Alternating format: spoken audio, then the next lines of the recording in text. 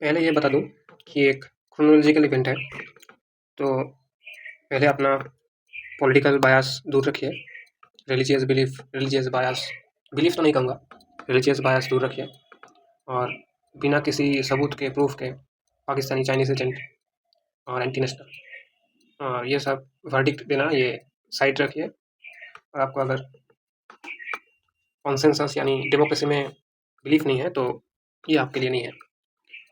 पहले ही सोनम वांगचुक पे नहीं जाते, पहले 2-3 ऐसे और केसेस देख लेते हैं जहाँ पर ऐसे ही हंगर स्ट्राइक और फास्ट हुआ था। तो सबसे बड़ा जो इवेंट था, सबसे मेरे हिसाब से वो प्रोफेसर जी.डी. अग्रवाल का था, जिन्होंने वो ये है प्रोफेसर जी.डी. अग्रवाल, जिन्होंने आईआईटी रुड़की से सिविल इंजीनियरिंग से बैचलर्स किया था, फिर उन्होंने यूनिवर्सिटी ऑफ कैलिफोर्निया में शायद पीएचडी किया था, फिर आईआईटी कानपुर में वो प्रोफेसर बन के आए। फिर वो सब छोड़ के उन्होंने सोशल एक्टिविज़म और एनवायरमेंटल चैलेंजेस को देखकर वो सब छोड़ के उन्होंने मॉन्क बन गए।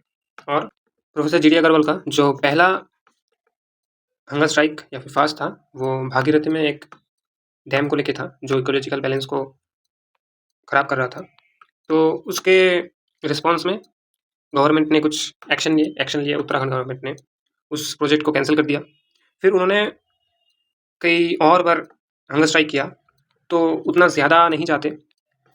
उनका जो लास्ट हंगर स्ट्राइक था वो ज़्यादा इम्पोर्टेंट था, जो कि गंगा को लेकर था। गंगा का पोल्यूशन, जो नमामि गंगे जो मिशन था, गंगा को पोल्यूशन फ्री करना, उसका प्रोग्रेस नहीं होना और इको फ्लो फेलियर होना, इस सब को लेकर था। उन्होंने प्राइम मिनिस्टर ऑफिस को बहुत बार चिट्ठी भेजा, मगर कोई रिस्पॉन्स नहीं मिला। ये सब एआई इमेजेस हैं, इसमें ज़्यादा डिटेल्स कई बार गलत दिया हुआ है, तो उतना है। तो पीएमओ ऑफिस में उन्होंने बहुत बार चिट्ठी डाला, तो कई रिस्पॉन्स नहीं मिला कभी। तो वो पहले एंड देन वो हंगर स्ट्राइक पे बैठ गए। उन्होंने लगभग 111 डेज तक हंगर स्ट्राइक किया। 109th डे में उन्होंने पानी भी पीना छोड़ दिया, तो और नहीं सह सके, तो 11 अक्टूबर को 2018 को उनका देहांत हो गया और कुछ नहीं बदला। ये अभी हमारे गंगा और यमुना का ये सिचुएशन है, ये कंडीशन है, कुछ चेंज नहीं हुआ। तो उनका जान भी चला गया, उनको कोई याद भी नहीं करता। अभी उनका जिक्र हो रहा है क्योंकि सोनम वांगचुक का ये प्रोटेस्ट चल रहा है। फिर एक और सबसे ज़्यादा पॉपुलर जो किसान बाबूराव यानी अन्ना हज़ारे का जो मूवमेंट था 2011 से 13 तक कंटिन्यूअस प्रोटेस्ट रहा कई स्टेज में। तो इन शॉर्ट वो एंटी करप्शन मूवमेंट था एक, यानी गवर्नमेंट में हायर ब्यूरोक्रेसी में जो करप्शन हो रहा था, जैसा कि 2G scam, 2G spectrum scam, commonwealth game scam, Adarsh housing society scam, ये सब स्कैम को लेकर उन्होंने हंगर स्ट्राइक किया और कई बार जेल भी चले गए। गवर्नमेंट ने रिप्रेशन करके उनको जेल भेज दिया, मगर एटलीस्ट एक रिस्पॉन्स तो मिला। उनका डिमांड था एक जनलोकपाल बिल आए, यानी एक्ट आए, जो कि स्वीडिश ओम्बुड्समैन से इंस्पायर्ड था। एक ऐसा पोजीशन, एक ऐसा ऑफिस जो ब्यूरोक्रेसी के हायर पोजीशंस में जो है, जो ऑफिसर्स है, जो एमएलए एमपीज, जो मिनिस्टर्स है, उनको भी अकाउंटेबल बनाए, उनके ऊपर भी विजिलेंस रखे। तो एक ऐसा बिल चाहते थे। तो अल्टीमेटली उन्होंने फास्ट रखा। उन्होंने कई स्टेज में फास्ट रखा, कभी पहले तो जंतर मंतर में, फिर रामलीला मैदान में, फिर लास्ट में महाराष्ट्र में एक फास्ट रखा था 5 दिन, 9 दिन, 2 दिन करके, इससे ज़्यादा नहीं। फिर अल्टीमेटली 2013 में लोकपाल एंड लोकायुक्त एक्ट आया, गवर्नमेंट का रिस्पॉन्स आया, फिर वो उनका जो डिमांड था वो पूरा हो गया। अभी क्या करप्शन कम तो कहीं नहीं दिख रहा। हाँ, कई जगह इंप्रूवमेंट हो रहा है, बहुत इंप्रूवमेंट हो रहा है, ये नहीं कह सकते कि कभी कहीं भी नहीं हो रहा। मगर इथेनॉल स्कैम मतलब जो pressurised ethanol E20 mixed petrol दिया जा रहा है सिटीजन्स को, वो कॉन्सेंसस बेस्ड नहीं है। फिर रिकरेंट जो एग्जाम लीक्स हो रहे हैं, जैसे कि नीट का हो गया, फिर बहुत स्टेट एग्जाम्स, वो उनका रिस्पॉन्सिबिलिटी है नहीं, वो स्टेट मिनिस्ट्री के अंदर, स्टेट एजुकेशन मिनिस्ट्री के अंदर आता है। फिर सीबीएसई में जो आंसर शीट को लेकर, आंसर चेकिंग को लेकर जो प्रॉब्लम हुआ था, फिर एसएससी का हुआ था, फिर बहुत सारे ऐसे एग्जाम, नीट ही कितनी बार लीक हो गया, नीट का पेपर कितनी बार। तो यही, अगर कोई क्वेश्चन करने जाए, कोई अकाउंटेबिलिटी पूछने जाए कि इस सब का अकाउंटेबल, इस सब का रिस्पॉन्सिबिलिटी किसके ऊपर आता है, तो कोई जवाबदेही नहीं है यहाँ पे। तो डेमोक्रेसी का मतलब क्या है? डेमोक्रेसी का मतलब सिंपल वर्ड्स में कॉन्सेंसस है। कहीं अगर किसी किसी सिटीजन किसी ग्रुप ऑफ सिटीजन को अगर कोई तकलीफ हो रहा है, तो उसका उस गवर्नमेंट के इंस्टीट्यूशंस का ये रिस्पॉन्सिबिलिटी बनता है कि उन लोगों को सुने, उन लोगों का प्रॉब्लम सॉल्व करे। और यहाँ पे अगर कोई एग्ज़ाम को लेकर, कोई रोड को लेकर, कोई इंफ्रास्ट्रक्चर को लेकर क्वेश्चन करे, तो उनको एंटी नेशनल बुलाया जाता है, उनको पाकिस्तानी बुलाया जाता है, उनको चाइनीज़ बुलाया जाता है, उनको अमेरिका फंडेड, सोरोस फंडेड, ये सब बोला जाता है। तो कोई नहीं, वो सब छोड़ते हैं। अभी मेन मुद्दे पे आते हैं, जो सोनम वांगचुक का प्रोटेस्ट है अभी। तो पहले तो ये इनका पहला प्रोटेस्ट नहीं है, पहला हंगर स्ट्राइक नहीं है, इन्होंने पहले भी किया था लद्दाख में। तो इनका 2 डिमांड है।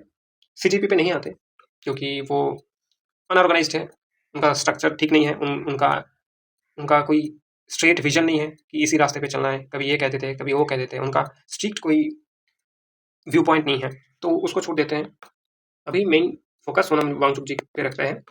इनका पहला डिमांड था कि लद्दाख को 6 शेड्यूल बनाया जाए, यानी कि उनका ऑटोनोमस डिस्ट्रिक्ट काउंसिल हो, उनका ज़्यादा कंट्रोल हो लॉ एंड ऑर्डर को लेके, उनका रिसोर्स एक्सट्रैक्शन को लेके, और भी कई चीज़ें। उन सब में नहीं जाते। अभी जो जंतर मंतर में हंगर स्ट्राइक हो रहा है, यहाँ पे एक बड़ा रीज़न था कि नीट स्कैम, जो स्टूडेंट्स ने अपनी जान दिया, जिन्होंने, उनको लेके ये प्रोटेस्ट था, पहला शुरू हुआ था। तो एजुकेशन मिनिस्ट्री से अभी तक कोई रिस्पॉन्स नहीं आया। उनका आज ये 13 दिन लिखा हुआ है, ये 13 दिन नहीं है, आज उनका 20th डे है, और कितने दिन चलेगा कोई पता नहीं। अभी तक गवर्नमेंट से कोई रिस्पॉन्स नहीं आया।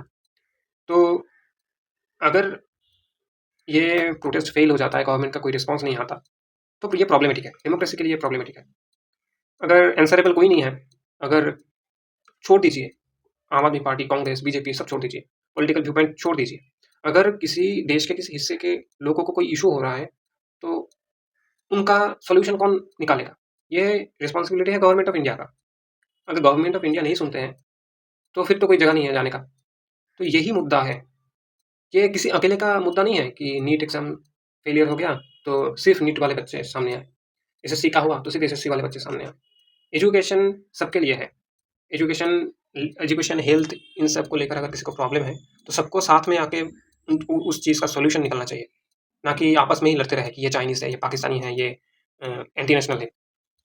और 2 बातें हैं कि अगर ये चाइनीज़ है, ये अमेरिका फंडेड है, तो कोई प्रूफ कहाँ है? मतलब गवर्नमेंट को भी प्रूफ नहीं मिल रहा, लोगों को मिल जाता है ऐसे ही। और दूसरा बात, ये कह रहे हैं कि कई लोग कह रहे हैं कि इनका इनोवेशन क्या है? ये एक आइस स्तूपा है, इनका इनोवेशन है।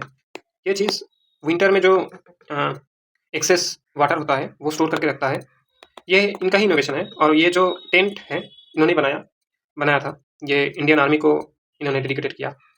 फिर इन्होंने इनका एक low cost mud insulation house बनाया था, एक स्ट्रक्चर टाइप, जो लो कॉस्ट स्ट्रॉ को लेकर, मड को लेकर एक इंसुलेटेड, जो ठंडी में गर्मी दे, ऐसा घर बनाया था इन्होंने। फिर इनका खुद का स्कूल बनाया, जहाँ का करिकुलम दूसरे स्कूलों से अलग था। तो इनका इनोवेशन बहुत सारे हैं। पेटेंट, किसी चीज़ का अगर पेटेंट नहीं हो तो वो इनोवेशन नहीं कहलाता। ये कहाँ का इनोवेशन का डेफिनेशन है, जो अगर पेटेंट नहीं मिला तो वो इनोवेशन नहीं है। तो ऐसा हिस्ट्री में भी हुआ था। गांधी जी ने, शहीद भगत सिंह जी ने भी किया था फास्ट। गांधी जी ने अहमदाबाद मिल स्ट्राइक 1918 में फर्स्ट किया था। अहमदाबाद मिल स्ट्राइक में उनका फास्ट था। फिर कई बार और किया था, कई इवेंट में। तो ये नया नहीं है कि हंगर स्ट्राइक फास्ट, इससे सोल्यूशन नहीं मिलता। भगत सिंह जी ने भी किया था, उनका उनका बहुत दिन चला, उनका रिस्पॉन्स भी आया, पॉलिटिकल अपराइज भी हुआ, लोग जगे, लोग ब्रिटिश के खिलाफ आवाज़ उठाए, तो इससे बहुत सारे चेंजेस हुए। मगर आज अगर कोई हंगर स्ट्राइक पे जा रहा है, कोई कोई किसी चीज़ को, किसी इन्वायरमेंटल या फिर सोसाइटल कॉज को अगर एड्रेस कर रहा है, तो उसको एंटी नेशनल, उसको गद्दार, उसको पाकिस्तानी, उसको चाइनीज़ एजेंट बोलने से ही सॉल्यूशन नहीं हो जाता। अगर कोई कॉन्क्रीट चेंज चाहिए, चेंज मतलब सिस्टम का, कोई गवर्नमेंट का चेंज नहीं चाहता, बीजेपी ही रहे, मगर सिस्टम को ठीक करे, एजुकेशन को, इंफ्रास्ट्रक्चर को, हेल्थ केयर को, रेलवे को, रोड एंड ट्रांसपोर्ट को, सब कुछ ये अगर ठीक करे, तो कोई भी गवर्नमेंट हो, बीजेपी हो, कांग्रेस हो, किसी से कोई शिकायत नहीं। तो यही था। बाकी आप देखिए।